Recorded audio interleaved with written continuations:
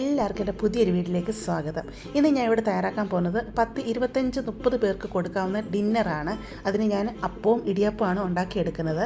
അതിന് വേണ്ടി കറിയായിട്ട് എടുക്കുന്നത് ചിക്കൻ സ്റ്റൂ ആണ് കേട്ടോ. ഈ ചിക്കൻ സ്റ്റൂ എന്ന് പറഞ്ഞാൽ തേങ്ങാപ്പാൽ ഒഴിക്കാതാണ് നമ്മൾ ഈ ചിക്കൻ സ്റ്റൂ ഉണ്ടാക്കുന്നത്. വളരെ എളുപ്പത്തിൽ ഭയങ്കര ടേസ്റ്റോടു കൂടിയാണ് നമ്മൾ ഈ ചിക്കൻ സ്റ്റൂ ഉണ്ടാക്കിയെടുക്കുന്നത്. ഇപ്പോൾ ആരെങ്കിലും ഗസ്റ്റ് വന്നു കഴിഞ്ഞാൽ നിങ്ങളോട് തീർച്ചയായിട്ടും എൻ്റെ റെസിപ്പി ചോദിക്കും. അത്രയ്ക്കും ടേസ്റ്റുള്ളൊരു ചിക്കൻ സ്റ്റൂ തന്നെയാണ്.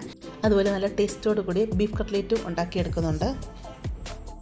അതുപോലെ വളരെ എളുപ്പത്തിൽ ഉണ്ടാക്കിയെടുക്കാവുന്ന ഒരു കോഫി പുഡിങ്ങാണ് നമ്മളിവിടെ ഉണ്ടാക്കിയെടുക്കുന്നത്. ഇത് നല്ല ടേസ്റ്റാണ് കേട്ടോ. എളുപ്പത്തിൽ നമുക്കിത് ഉണ്ടാക്കിയെടുക്കാനും പറ്റും. അതുപോലെ എല്ലാവർക്കും ഇത് ഇഷ്ടപ്പെടുകയും ചെയ്യും.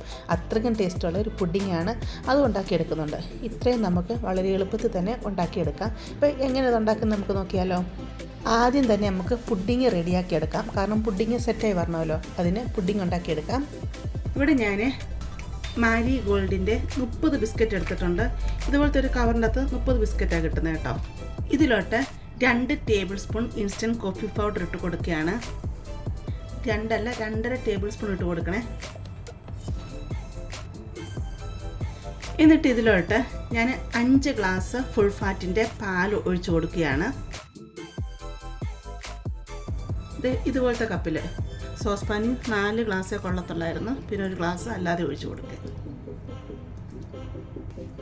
ഇതെല്ലാം കൂടെ നല്ലതായിട്ടൊന്ന് മിക്സ് ചെയ്ത് കൊടുക്കുക. എന്നിട്ട് നമുക്കിതൊരു 10 മിനിറ്റ് മാറ്റി വെക്കണം. കാരണം ഈ ബിസ്ക്കറ്റൊക്കെ ഇപ്പോൾ കട്ടിക്കിരിക്കല്ലേ, ഈ പാലിൻ്റെ അകത്ത് ബിസ്ക്കറ്റൊക്കെ നല്ലതായിട്ടൊന്ന് കുതിർന്ന് വരണം. അതിന് വേണ്ടിയാണ് 10 മിനിറ്റ് ഇത് മാറ്റി വെക്കുന്നത്. ഞാൻ ഇതിൻ്റെ വീഡിയോ ഞാൻ നേരത്തെ ചാനലിൽ ഇട്ടിട്ടുണ്ട് കേട്ടോ. വീഡിയോ ആയിട്ട് ഇട്ടിട്ടുണ്ട്, ഷോർട്സ് ആയിട്ട് ഇട്ടിട്ടുണ്ട്. അത് ഞാൻ കുറച്ച് എമൗണ്ടാണ് ഉണ്ടാക്കിയെടുക്കുന്നത്. അപ്പോൾ നിങ്ങൾക്കത് കാണാൻ താല്പര്യമുണ്ടെങ്കിൽ ഞാൻ ലിങ്ക് ഡിസ്ക്രിപ്ഷനിലും കൊടുത്തിരിക്കാം. അതുപോലെ എൻ സ്ക്രീനിലൊക്കെ കൊടുത്തിരിക്കാമേ. കോഫി പുഡിംഗ് എന്നാണ് ഇതിൻ്റെ പേര്. ഇവിടെ ഞാൻ വേറെ ഒരു പാത്രം എടുത്തിട്ടുണ്ട്. അതിലോട്ട് ഒരു 3/4 തൊട്ട് 1 ഗ്ലാസ്സിന് അടുപ്പിച്ച് വെള്ളം ഒഴിച്ചു കൊടുക്കാം. പച്ചവെള്ളമാണേ. ഇതിലോട്ട് 7.5 ടേബിൾ സ്പൂണ് കസ്റ്റേർഡ് പൗഡർ ഇട്ട് കൊടുക്കാം. ഇതിനെ അങ്ങ് നല്ലതായിട്ടങ്ങ് മിക്സ് ചെയ്തെടുക്കാം. ഞാൻ മുമ്പ് ബിസ്ക്കറ്റ് പാലിൻ്റെ അകത്ത് കുതിർക്കാൻ വെച്ചില്ലേ, ഫ്രിഡ്ജിൽ നിന്ന് ഡയറക്റ്റ് എടുത്ത പാലാണ് കേട്ടോ. ചൂടാക്കിയതൊന്നുമില്ല കേട്ടോ. തണുത്ത പാലിൽ തന്നെയാണ് ബിസ്ക്കറ്റ് കുതിരാൻ വെച്ചത്. കട്ടകളൊന്നുമില്ലാതെ ഈ കസ്റ്റേർഡ് പൗഡറിനെ അങ്ങ് കലക്കിയെടുക്കാം. Custard powder കലക്കിയെടുത്തിട്ടുണ്ട്. ഇത് നമുക്കങ്ങോട്ട് മാറ്റി വെക്കാം. 10-15 മിനിറ്റ് ബിസ്ക്കറ്റ് ഇങ്ങനെ കുതിരാൻ വെച്ചിട്ടുണ്ടായിരുന്നു. ബിസ്ക്കറ്റൊക്കെ നന്നായിട്ട് കുതിർന്ന് വന്നിട്ടുണ്ട്. ഇത് നമുക്ക് ഒരു മിക്സിയുടെ ജാറിലോട്ട് മാറ്റിയിട്ട് കുറേശ്ശെയായിട്ട് നല്ലതായിട്ട് അടിച്ചെടുത്തുകൊണ്ട് വരണം. അടിച്ചെടുക്കാമെന്ന് പറഞ്ഞാൽ ഇപ്പോൾ പാലുള്ളതുകൊണ്ട് ഒത്തിരി അങ്ങിട്ട് അടിച്ച് കഴിയുമ്പോൾ വെള്ളം അങ്ങ് പുറത്ത് ചാടും കേട്ടോ. വെള്ളമല്ല, പാല് പുറത്ത് ചാടും. അതുകൊണ്ട് കുറേശ്ശെയിട്ട് നല്ലതായിട്ട് ഇതിനെ അടിച്ചെടുത്തുകൊണ്ട് വരാമേ. പുഡിങ് അടപ്പത്ത് വെക്കാൻ പറ്റുന്ന വലിയൊരു പാത്രം എടുക്കുക. പാത്രത്തിലോട്ട് ഇതുപോലെ ഒരു അരിപ്പ് വെച്ച് കൊടുക്കുക. അരച്ചെടുത്ത ബിസ്ക്കറ്റ് ഉണ്ടല്ലോ, ആ ബിസ്ക്കറ്റ് ഉണ്ട് നമുക്ക് ഇതിലോട്ടങ്ങ് ഒഴിച്ചു കൊടുക്കാം.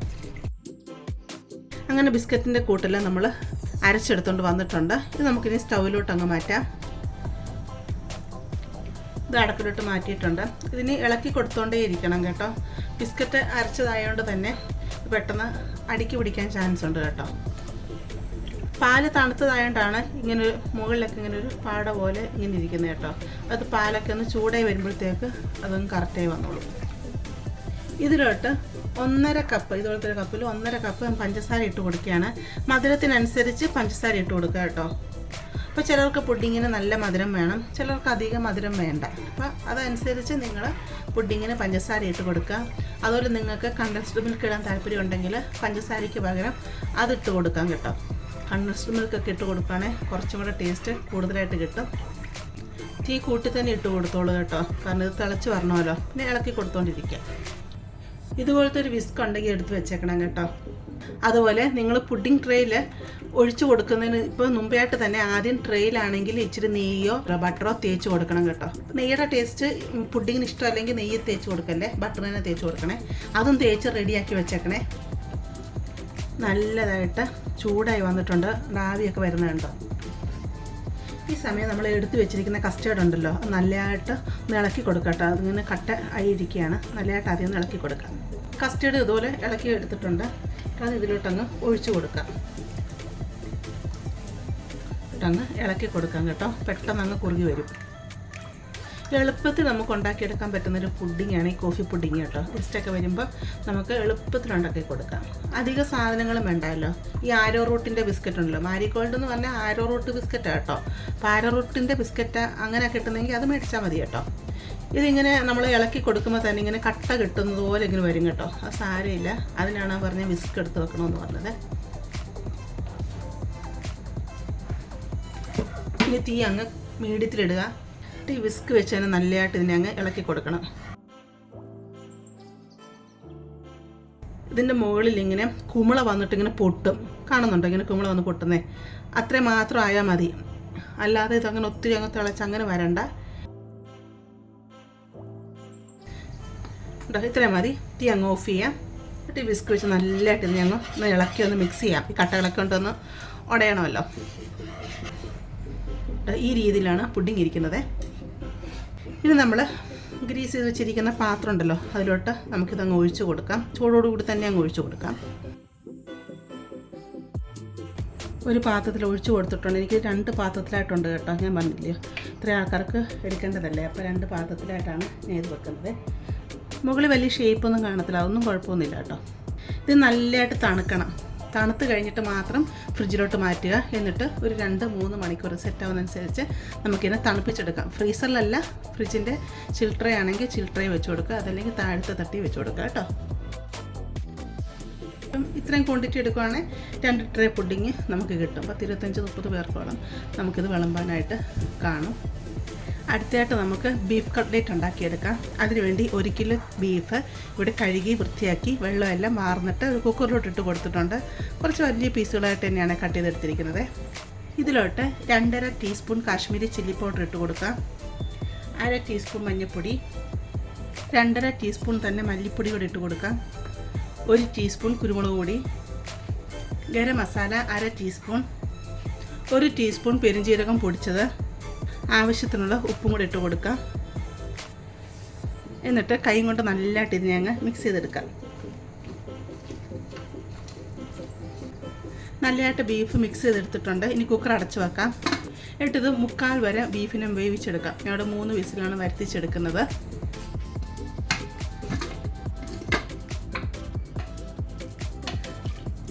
ബീഫ് നല്ല രീതിയുടെ വെന്ത് വന്നിട്ടുണ്ട്. ഇതിലോട്ട് 4 വലിയ ഉരുളക്കിഴങ്ങ് ഈ രീതിയിൽ അരിഞ്ഞെടുത്താണ്, തൊലിയൊക്കെ കളഞ്ഞ് ഈ രീതിയിൽ കട്ട് ചെയ്തെടുത്തിട്ടുണ്ട്. അത് ബീഫിൻ്റെ അകത്തോട്ട് ഇട്ടാൻ കൊടുക്കാം. ഇതിനെ നല്ലതായിട്ട് അങ്ങ് മിക്സ് ചെയ്തെടുക്കാം. ഈ ഉരുളക്കിഴങ്ങ് ഇതിൻ്റെ അകത്തിട്ട് നമ്മൾ വേവിച്ചെടുക്കുമ്പോണ്ടല്ലോ നല്ലൊരു ടേസ്റ്റായി ഉരുളക്കിഴങ്ങിനൊക്കെ. ഈ ബീഫിൻ്റെയൊക്കെ മസാലയുടെയൊക്കെ ആ ഒരു ടേസ്റ്റ് ഉരുളക്കിഴങ്ങിലോട്ട് അങ്ങ് പിടിക്കും. സാധാരണ നമ്മൾ ബീഫ് കട്ട്ലേറ്റ് ഉണ്ടാക്കുമ്പോൾ സെപ്പറേറ്റാണ് ഉരുളക്കിഴങ്ങ് പുഴുങ്ങി പൊടിച്ചെടുക്കുന്നത്. ഇത് നമുക്ക് അടച്ച് വെച്ച് ഒരു 2 വിസിലൂടെ വരുത്തിച്ചെടുക്കാം. അപ്പോഴത്തേക്ക് നല്ലതായിട്ട് ഉരുളക്കിഴങ്ങും ബീഫും വെന്ത് കിട്ടും. ഇവിടെ ബീഫ് ഉരുളക്കിഴങ്ങൊക്കെ നല്ല രീതിയിൽ വെന്ത് വന്നിട്ടുണ്ട്. ബീഫിൻ്റെ അകത്തുനിന്ന് ഉരുളക്കിഴങ്ങിനെയൊക്കെ അങ്ങ് എടുത്ത് മാറ്റാം. ബീഫിൽ നിന്ന് ഉരുളക്കിഴങ്ങെല്ലാം എടുത്ത് ഞാൻ മാറ്റിയിട്ടുണ്ട്. ഉരുളക്കിഴങ്ങ് നല്ലതായിട്ട് തണുത്ത് വന്നു കഴിയുമ്പോൾ അതിനെ നമുക്ക് ഒന്ന് പൊടിച്ചെടുക്കാം. അതുപോലെ ഈ ബീഫും നല്ലതായിട്ട് തണുത്ത് വന്നു കഴിയുമ്പം ഇതിനെ മിക്സിയുടെ ജാറിലോട്ട് ഇട്ട് ജസ്റ്റ് ഒന്ന് കറക്കിയെടുക്കണം. മിക്സ് ചെയ്തെടുക്കത്തില്ലേ, അങ്ങനെ നമുക്ക് ഇതിനെ ചെയ്തെടുക്കണം. ഇവിടെ ഒരു പാത്രം അടുപ്പത്ത് വെച്ച് കൊടുത്തിട്ടുണ്ട്. പാത്രം ചൂടായി കഴിയുമ്പോഴത്തേക്ക് കുറച്ച് വെളിച്ചെണ്ണ ഒഴിച്ച് കൊടുക്കാം. ഇവിടെ ഞാൻ 5 സവാള, ഒരു 10 അല്ലി വെളുത്തുള്ളി, വലിയൊരു കഷ്ണം ഇഞ്ചി, ഒരു 4 പച്ചമുളക് ഇത്രയും ചോപ്പറിൽ അരിഞ്ഞെടുത്തതാണ്. അതങ്ങ് ഇതിലോട്ടങ്ങ് ഇട്ട് കൊടുക്കാം. ഇതിലോട്ട് കുറച്ച് കറിവേപ്പില അങ്ങ് ഇട്ട് കൊടുക്കാം. ഇതൊരു ലൈറ്റ് ബ്രൗൺ കളറായി വരണം. അത് നമുക്കിതിനെ ഇളക്കി കൊടുക്കാം.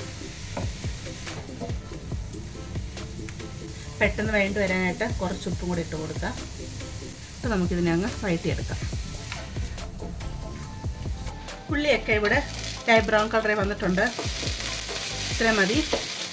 തീയാൻ കുറച്ച് വെക്കാം. ഇതിലോട്ട് 1 ടീസ്പൂൺ കുരുമുളക് പൊടി ഇട്ട് കൊടുക്കാം.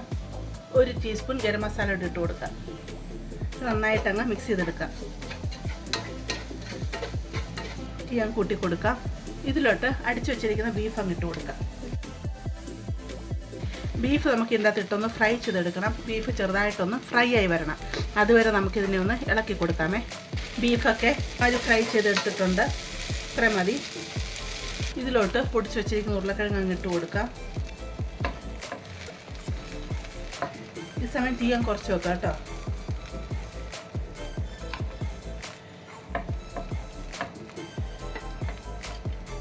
ബീഫ് ഉരുളക്കിഴങ്ങ് നല്ലതായിട്ട് അങ്ങ് മിക്സ് ചെയ്തെടുക്കാം. ഉപ്പൊക്കെ വേണമെങ്കിൽ ആവശ്യത്തിന് ഈ സമയത്ത് ഉപ്പിട്ട് കൊടുക്കുക. ഇതിപ്പോൾ ഇച്ചിരി കുഴഞ്ഞ മാതിരിയാണ് ഇരിക്കുന്നത്. ഈ സമയത്ത് തീ അങ്ങ് ഓഫ് ചെയ്യാം. ഇതൊന്ന് ടൈറ്റ് ആവാനായിട്ട് ഇതിലോട്ട് കുറച്ച് ബ്രെഡ് പൊടിച്ചത് അങ്ങ് ഇട്ട് കൊടുക്കാം. ബ്രെഡ് പൊടിച്ചതിലോട്ട് ഇട്ട് കൊടുക്കുമ്പോഴത്തേക്ക് ഇതിൽ ഈർപ്പമയൊക്കെ ബ്രെഡ് അങ്ങ് വലിച്ചെടുക്കും. അപ്പോൾ ഇതങ്ങ് ടൈറ്റായി കിട്ടും. ഇത് മുറുക്കി വരുന്നതനുസരിച്ച് നമുക്ക് ബ്രെഡ് ഇട്ട് കൊടുക്കാം കേട്ടോ. ബ്രെഡൊക്കെ മിക്സ് ചെയ്ത് നല്ലതായിട്ട് ഇതെല്ലാം മിക്സ് ചെയ്തെടുത്തിട്ടുണ്ട്. അങ്ങനെ കട്ട്ലേറ്റിൻ്റെ കൂട്ട് റെഡി ആയിട്ടുണ്ട്. ഉണ്ടോ? ഈ രീതിയിലാണ് ഇരിക്കേണ്ടത്. ഇതിപ്പോൾ നല്ല ചൂടാണ്. ആ ചൂടൊക്കെ ഒന്ന് മാറട്ടെ, എന്നിട്ട് നമുക്കതിനെ ഷേപ്പ് ചെയ്തെടുക്കാം. ഇവിടെ മാവെല്ലാം തണുത്ത് വന്നിട്ടുണ്ട്. ഞാൻ ഇതുപോലെ ഒന്ന് കുഴച്ചെടുത്ത് വെച്ചിട്ടുണ്ട്. അതുപോലെ ഞാൻ ബ്രെഡ് പൊടിച്ച് വെച്ചിട്ടുണ്ട്. അതിന് പകരം നിങ്ങൾക്ക് ബ്രെഡ് ക്രംസ് ആയിട്ട് എടുക്കാം. ഒരു 3 ടേബിൾ സ്പൂൺ മൈദയിലോട്ട് 2 ടേബിൾ സ്പൂൺ കോൺഫ്ലവറോട് ചേർത്തിട്ട് വെള്ളം ഒഴിച്ച് ശകലം ഉപ്പും കൂടെ ഇട്ടിട്ട് നല്ലതായിട്ട് ഇങ്ങനെ ഈ രീതിയിൽ കലക്കിയെടുത്തതാണ്. ഇതുപോലെ എനിക്കൊരു കട്ട്ലേറ്റിൻ്റെ ഷേപ്പറുണ്ട്. ഞാൻ അതിൻ്റെ അകത്തോട്ട് ആണ് ഇത് ഷേപ്പ് ചെയ്തെടുക്കുന്നത്. നമുക്ക് ഇഷ്ടമുള്ള രീതിയിൽ സ്പൂണിലോ കൈ കൊണ്ട് അല്ലെങ്കിൽ ഏതൊക്കെ രീതിയിൽ നമുക്കിതിനെ ഷേപ്പ് ചെയ്തെടുക്കാവുന്നതാണ്.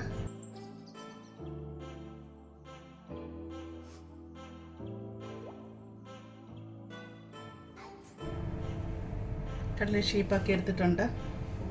ഇതെല്ലാവർക്കും അറിയാവുന്നതാണ്. അടുത്ത് നമ്മൾ ഈ മാവിലോട്ട് ഇതെല്ലാം മുക്കുക. എന്നിട്ട് ഈ ബ്രെഡ് ക്രംസിലോട്ട് ഇങ്ങനെ മുക്കിയെടുക്കുക. എല്ലാ കട്ട്ലേറ്റ് ഇതുപോലെ റെഡിയാക്കി കൊണ്ടുവരാം. ചിക്കൻ സ്റ്റൂ തയ്യാറാക്കാൻ വേണ്ടി ഒരു പാത്രം ഞാൻ അടുപ്പത്ത് വെച്ച് കൊടുത്തിട്ടുണ്ട്. പാത്രം ചൂടായി വരുമ്പോഴത്തേക്ക് ഇതിലോട്ട് കുറച്ച് വെളിച്ചെണ്ണ ഒഴിച്ച് കൊടുക്കാം. ഇതിലോട്ട് 1 ടീസ്പൂൺ മഞ്ഞൾപ്പൊടി ഇട്ട് കൊടുക്കുക. മഞ്ഞൾപ്പൊടി ഒന്ന് ഇളക്കി കൊടുക്കുക. ഇവിടെ ഞാൻ 3 കിലോ ചിക്കനാണ് എടുത്തിരിക്കുന്നത്. അത് ഇതിലോട്ട് ഇട്ട് കൊടുക്കാം. ചിക്കൻ നല്ലതായിട്ട് അങ്ങ് ഇളക്കി കൊടുക്കാം. ചിക്കൻ ഇട്ട് കഴിഞ്ഞിട്ട് തീ അങ്ങ് കൂട്ടി വെക്കാം കേട്ടോ.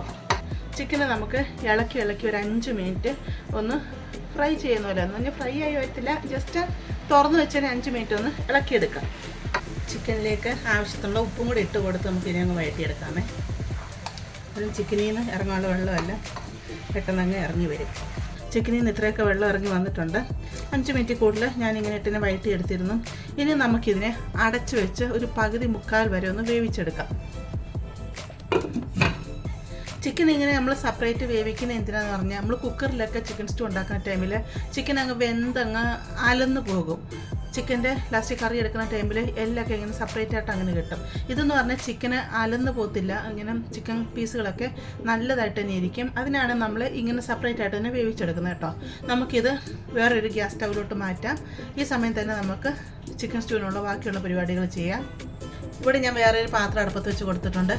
നിങ്ങൾ ഏത് പാത്രത്തിലാണോ ചിക്കൻ സ്റ്റൂ വെക്കുന്നത് ആ പാത്രം വെച്ച് കൊടുക്കണേ. കുറച്ച് വലിയ പാത്രം തന്നെ വെച്ച് കൊടുക്കുക. ഇപ്പോൾ ഞാൻ പറഞ്ഞില്ലേ 3 കിലോ ചിക്കൻ്റെയാണ് ചിക്കൻ സ്റ്റൂ വെക്കുന്നത്. ഇതിലോട്ട് കുറച്ചധികം വെളിച്ചെണ്ണ ഒഴിച്ച് കൊടുക്കുക. ഇപ്പോൾ ഞാൻ ക്വാണ്ടിറ്റി കൂടുതലുള്ളതുകൊണ്ട് തന്നെ ഒരു 4-5 ടേബിൾ സ്പൂൺ വെളിച്ചെണ്ണ ഒഴിച്ച് കൊടുക്കുന്നുണ്ട്. ഇതിലോട്ട് ഒരു 5-6 വലിയ സവാള അരിഞ്ഞെടുത്താണ് അതങ്ങ് ഇട്ട് കൊടുക്കാം. പെട്ടെന്ന് വഴണ്ട് വരാനായിട്ട് കുറച്ച് ഉപ്പിട്ട് കൊടുക്കാം. കുറച്ചിട്ട് കൊടുക്കാം കേട്ടോ, കാരണം നമ്മൾ ചിക്കനിൽ ഉപ്പിട്ടിട്ടുണ്ടല്ലോ. ഇനി സവാള പകുതി വരെ ഒന്ന് വഴണ്ട് വരട്ടെ. സവാള ഇവിടെ പകുതി വരെ വാടി വന്നിട്ടുണ്ട്.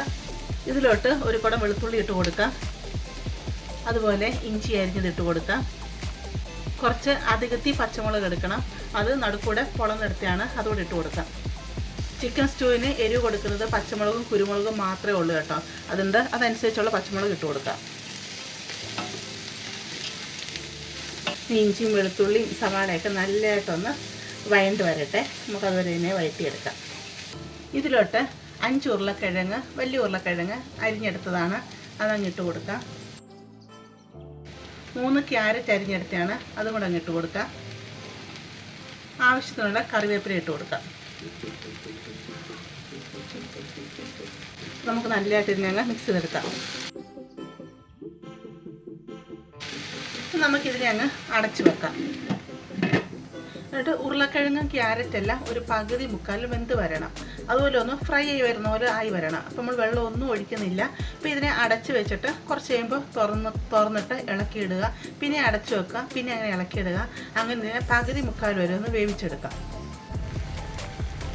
ഉരുളക്കിഴങ്ങ് ക്യാരറ്റൊക്കെ പകുതി മുക്കാലും വെന്ത് വന്നിട്ടുണ്ട്, നല്ല വഴണ്ട് വന്നിട്ടുണ്ട്. നമുക്കിതിലോട്ട് ഇനി വേണ്ട മസാലകൾ ഇട്ട് കൊടുക്കാം. ഇവിടെ ഞാൻ 8 ടേബിൾ സ്പൂൺ മല്ലിപ്പൊടി എടുത്തിട്ടുണ്ട്. മല്ലിപ്പൊടി ഇച്ചിരി അധികം തന്നെയാണ് ഇട്ട് കൊടുക്കുന്നത്. അതങ്ങ് ഇട്ട് കൊടുക്കാം. 1 ടേബിൾ സ്പൂൺ കുരുമുളക് പൊടി ഇട്ട് കൊടുക്കുകയാണ്. ഇപ്പോൾ കുരുമുളക് പൊടി 1 ടേബിൾ സ്പൂൺ ഇട്ട് കൊടുക്കാം. പിന്നെ വേണമെങ്കിൽ നമുക്ക് കുരുമുളക് പൊടി ഇട്ട് കൊടുക്കാം, എരിവ് നോക്കിയിട്ട്. ഈ പൊടികളെ നല്ലതായിട്ടങ്ങ് വഴറ്റിയെടുക്കണം. മല്ലിയുടെയൊക്കെ ആ ഒരു പച്ച സ്മെല്ല് മാറുന്നവരെ വഴറ്റിയെടുക്കണം. ഞാൻ ഒരു തടിത്തവി എടുക്കുകയാണ്, ഇത് വെച്ച് ഇളക്കാൻ പാടാണ്. മല്ലിപ്പൊടി വീട്ടിൽ പൊടിച്ചതാണെന്നുണ്ടെങ്കിൽ കുറച്ചിട്ട് കൊടുക്കണം കേട്ടോ. ഞാൻ ഈ കടയിൽ നിന്ന് മേടിച്ച മല്ലിപ്പൊടിയാണ് കേട്ടോ, അതാണ് ഞാൻ അധികം ഇട്ട് കൊടുത്തത്. വീട്ടിലൊക്കെ പൊടിക്കുന്നതാണെങ്കിൽ കുത്തൽ കാണും, നല്ല ക്രാണമായിരിക്കുമല്ലോ. ഇതിലോട്ട് 1/2 ടേബിൾ സ്പൂൺ ഗരം മസാല ഇട്ട് കൊടുക്കുകയാണ്. ഇത് ഞാൻ വീട്ടിൽ പൊടിച്ചതാണ്. അതുപോലെ തന്നെ 1/2 ടേബിൾ സ്പൂൺ തന്നെ പെരുംജീരകം പൊടിച്ചതും കൂടി ഇട്ട് കൊടുക്കുകയാണ്. ഇട്ട് നല്ലതായിട്ട് അങ്ങ് മിക്സ് ചെയ്യാം. മസാലകളെല്ലാം നല്ലതായിട്ട് മിക്സ് ചെയ്തെടുത്തിട്ടുണ്ട്. 3 മീഡിയം തക്കാളി അരിഞ്ഞെടുത്താണ്, അത് ഇതിലോട്ട് അങ്ങ് ഇട്ട് കൊടുക്കാം. ഇതിലോട്ട് വേവിച്ച് വെച്ചിരിക്കുന്ന ചിക്കൻ ഉണ്ടല്ലോ, അപ്പോൾ ഇത്രയും വെള്ളമുണ്ട് ചിക്കൻ്റെ കേട്ടോ, വെള്ളമോട് ചേർത്ത് ഇതിലോട്ടങ്ങ് ഒഴിച്ചു കൊടുക്കാം.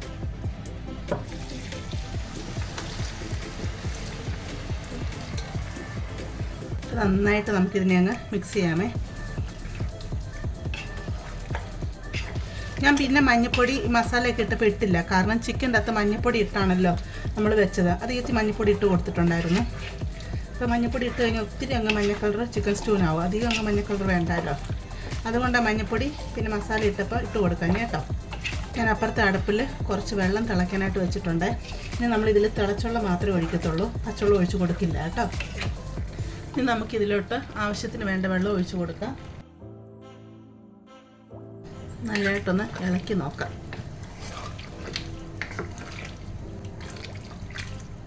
ഇതിനി കുറച്ച് വെള്ളം കൂടെ ചേരും. അപ്പം ഞാൻ ഇനി കുറച്ച് വെള്ളം കൂടെ ഒഴിച്ച് കൊടുക്കാൻ പോവാണ്. പിന്നെ കുറച്ച് വെള്ളം കൂടെ ഒന്ന് തിളപ്പിക്കാൻ വെക്കാം. എന്നിട്ട് അതും കൂടി ഇതിലോട്ടങ്ങ് ഒഴിച്ച് കൊടുക്കാം. ഇതിലോട്ട് കുറച്ച് വെള്ളം കൂടെ ഒഴിച്ച് കൊടുക്കുകയാണ്.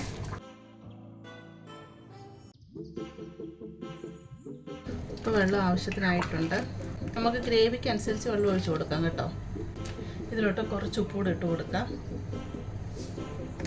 നമുക്കിതിനെ ഇളക്കി അടച്ച് വെക്കാം. ഇപ്പോൾ ചിക്കനാണെങ്കിലും ഉരുളക്കിഴങ്ങും ക്യാരറ്റൊക്കെ ആയാലും പകുതി മുക്കാൽ ഭാഗം വെന്ത് വന്നിട്ടുള്ളൂ. ഇനി ഇത് നല്ലതായിട്ട് വെന്ത് വരണം. ഇനി ഇതിവിടെ ഇരുന്ന് നല്ലതായിട്ട് വെന്ത് വരട്ടെ. ചിക്കൻ സ്റ്റൂ ഇവിടെ നല്ലതായിട്ട് വെന്തൊക്കെ വന്നിട്ടുണ്ട്. ഉരുളക്കിഴങ്ങൊക്കെ ഇവിടെ നല്ലതായിട്ട് വെന്ത് വന്നിട്ടുണ്ട്. നമുക്കിനി കുറച്ച് ഉരുളക്കിഴങ്ങിനെ അങ്ങ് പൊടിച്ച് കൊടുക്കണം. കറിക്ക് നല്ലൊരു കൊഴുപ്പ് കിട്ടണമല്ലോ. അപ്പം ഈ പാത്രത്തിൻ്റെ ഈ സൈഡിലോട്ട് ഇങ്ങനെ വെച്ച് ഉരുളക്കിഴങ്ങിനെ ഇങ്ങനെ ഒന്ന് പ്രസ് ചെയ്ത് കൊടുത്താൽ മതി. അന്നേരം അങ്ങ് പൊടിഞ്ഞ് വന്നോളൂ.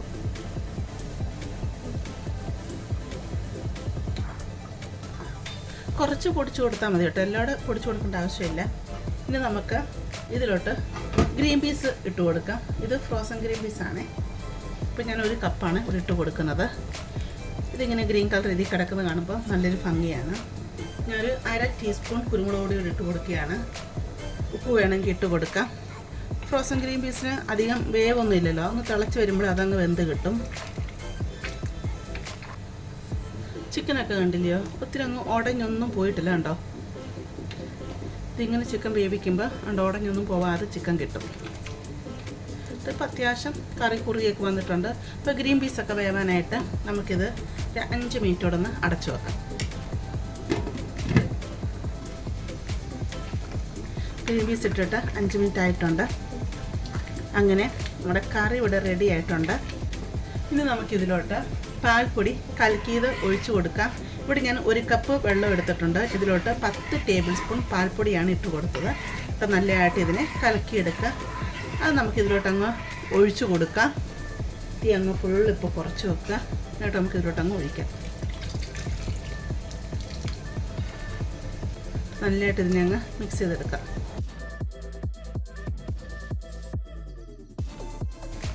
ഇപ്പോൾ ചിക്കൻ സ്റ്റൂവിൻ്റെ കളറൊക്കെ മാറി കണ്ടില്ലയോ? അപ്പോൾ ശരിക്കും ആ ചിക്കൻ സ്റ്റൂവിൻ്റെ കളറായത്. നമ്മൾ തേങ്ങാപ്പാൽ ഒഴിച്ചില്ലായിരുന്നല്ലോ, അതാണ് ആ ഒരു കളർ വന്നത്. ഇപ്പോൾ കണ്ടോ ശരിക്കും ചിക്കൻ സ്റ്റൂവിൻ്റെ കളറായില്ലേ? തീ അങ്ങ് കൂട്ടി വെക്കുക. ജസ്റ്റ് ഒന്ന് ചൂടായാൽ മാത്രം മതി, തിളയ്ക്കരുത് കേട്ടോ. ഇങ്ങനെ ഇളക്കി കൊടുക്കുക, എന്നിട്ടങ്ങ് തീ അങ്ങ് ഓഫ് ചെയ്യുക. അത്ര മാത്രം മതി. അതല്ല ഇതങ്ങ് തിളച്ച് പോവും, പിന്നെ പിരിഞ്ഞും പോവും. അങ്ങനെ നമ്മുടെ ചിക്കൻ സ്റ്റൂ റെഡി ആയിട്ടുണ്ട്. ഇനി നമുക്കിതിലോട്ട് കടുക് പൊട്ടിച്ചിടാം. ഇനിയിപ്പം പാൽപ്പൊടിയൊക്കെ ഒഴിച്ചുകൊണ്ടുണ്ടല്ലോ, കറി ഇരുന്ന് തണുക്കുമ്പോഴത്തേക്ക് കുറച്ചുകൂടെ അങ്ങ് കുറുകും കേട്ടോ. നല്ല ടേസ്റ്റ് ചെയ്ത് കേട്ടോ. ചിക്കൻ സ്റ്റൂ മാത്രമല്ല കേട്ടോ, ഇപ്പോഴത്തെ അടുപ്പയിൽ ഇടിയപ്പം റെഡി ആയിക്കൊണ്ടിരിക്കുകയാണ്. ഇടിയപ്പം ഞാനിങ്ങനെ ഓരോ ട്രിപ്പായിട്ട് ഇങ്ങനെ ഉണ്ടാക്കി എടുത്തുകൊണ്ടിരിക്കുകയാണ്. ഇതിലോട്ട് കടുക് പൊട്ടിച്ചത് അങ്ങിട്ട് കൊടുക്കാം. വെളിച്ചെണ്ണയിലോട്ട് കടുക് പൊട്ടിച്ചു, എന്നിട്ട് 2 വറ്റൽമുളക് ഇട്ട് കൊടുക്കുക. അത്രയും മാത്രമേ ഇട്ടാൻ കൊടുക്കുള്ളൂ കേട്ടോ. നമുക്കിതിലോട്ട് മല്ലിയിലയും കൂടി ഇട്ട് കൊടുക്കാം. നമുക്കങ്ങ് ഇളക്കി കൊടുക്കാം. അങ്ങനെ ചിക്കൻ സ്റ്റൂ ഇവിടെ റെഡി ആയിട്ടുണ്ട്. നല്ല സൂപ്പർ ടേസ്റ്റുള്ള ചിക്കൻ സ്റ്റൂ കേട്ടോ. അപ്പോൾ നിങ്ങൾ എന്തായാലും ഇതൊന്ന് തയ്യാറാക്കി നോക്കണേ. അപ്പോൾ ഇത് കുറച്ച് ക്വാണ്ടിറ്റി ആയിട്ട് ഞാൻ എൻ്റെ ചാനലിൽ ഇട്ടിട്ടുണ്ട് കേട്ടോ. പുഡിങ് സെറ്റാക്കാൻ വെച്ചിട്ട് 3 മണിക്കൂറായിട്ടുണ്ട്. പുഡിങ് നല്ലതായിട്ടുണ്ട്, സെറ്റായി വന്നിട്ടുണ്ട്. ഞാനിപ്പോൾ ഇത് കട്ട് ചെയ്യുന്നില്ല കേട്ടോ. ഞാൻ പറഞ്ഞില്ല വൈകിട്ട് എനിക്ക് ആൾക്കാർ വരുമല്ലോ, അപ്പോൾ അന്നേരം അത് കട്ട് ചെയ്യുന്നുണ്ട്. അപ്പോൾ ഇത് കണ്ടോ, ഇത് സൈഡിൽ നിന്നൊക്കെ നല്ലതായിട്ട് ഇളകി വരും, വിട്ട് വരും കേട്ടോ. നമ്മളിങ്ങനെ കയ്യിലോട്ടൊന്ന് തിരിച്ചു കൊടുത്താൽ തന്നെ കണ്ടോ ഈ രീതിയിൽ ഇളകി വരും.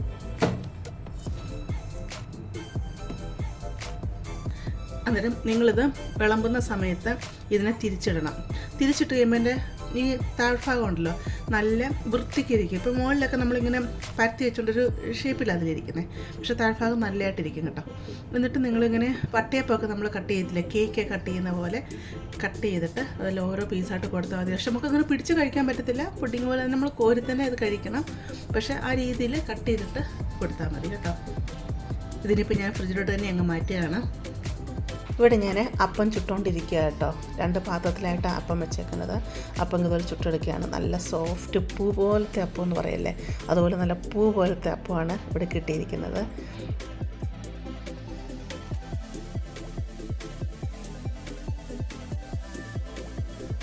ഈ അപ്പം കാണുമ്പോൾ നിങ്ങൾക്ക് ശരിക്കും മനസ്സിലാവും എത്രമാത്രം പെർഫെക്റ്റ് ആയിട്ടാണ് അപ്പം നല്ല കിടുത്തകളൊക്കെ വന്നിട്ടുള്ളത്. നല്ല അടിപൊളി അപ്പം എങ്ങനെ വന്നിരിക്കുന്നത് എന്നുള്ളത്. ഞാൻ തലേദിവസമേ അരച്ചിട്ട് മാവ് ഫ്രിഡ്ജിൽ വെക്കും കേട്ടോ. ഫ്രിഡ്ജിൽ വെച്ചിട്ട് ഞാൻ പിറ്റേ ദിവസം ഇതുണ്ടാക്കുന്നതിനും 1 മണിക്കൂർ മുമ്പ് എടുത്ത് വെളിയിൽ വെക്കും. അങ്ങനെയാണ് അപ്പം ഉണ്ടാക്കുന്നത് കേട്ടോ. ഇവിടെ അപ്പം എല്ലാം ചുട്ടെടുത്തിട്ടുണ്ട്. അപ്പമൊക്കെ നല്ലതായിട്ട് തന്നെ വന്നിട്ടുണ്ട്. അതുപോലെ തന്നെ ഇടിയപ്പം ഞാൻ 2 കാസറോൾ നിറച്ചുമാണ് ഇടിയപ്പം ഉണ്ടാക്കിയെടുത്തത് കേട്ടോ. അപ്പോൾ അതിൻ്റെ ഒന്നും വീഡിയോ കാണിക്കേണ്ട ആവശ്യമില്ലല്ലോ, ഇടിയപ്പമൊക്കെ നമുക്കൊക്കെ ഉണ്ടാക്കാൻ അറിയാവുന്നതായതുകൊണ്ട്. അതുപോലെ ഞാൻ ബീഫ് കട്ട്ലേറ്റും എല്ലാം വറുത്ത് എടുത്തിട്ടുണ്ട്. അപ്പോൾ അത് വറുക്കുന്നതിൻ്റെ ഒന്നും വീഡിയോ കാണിക്കാനായിട്ട് സമയമില്ലായിരുന്നു. എല്ലാം വറുത്ത് എല്ലാം റെഡിയാക്കി വെച്ചിട്ടുണ്ട്. അപ്പോൾ നിങ്ങൾക്ക് വീഡിയോ ഇഷ്ടപ്പെട്ടെന്ന് ഞാൻ വിചാരിക്കുന്നു. നിങ്ങൾക്ക് വീഡിയോ ഇഷ്ടപ്പെട്ടെങ്കിൽ നിങ്ങൾ സബ്സ്ക്രൈബ് ചെയ്ത് സപ്പോർട്ട് ചെയ്യുക. അതുപോലെ നിങ്ങൾ ലൈക്ക് ചെയ്യുക, നിങ്ങളുടെ ഫാമിലിയോട്ടോ ഫ്രണ്ട്സിലോട്ടൊക്കെ ഷെയർ ചെയ്ത് കൊടുക്കുക കേട്ടോ. നമുക്കിതൊരു പുതിയ വീഡിയോ ആയിട്ട് അടുത്ത ദിവസം കാണാം.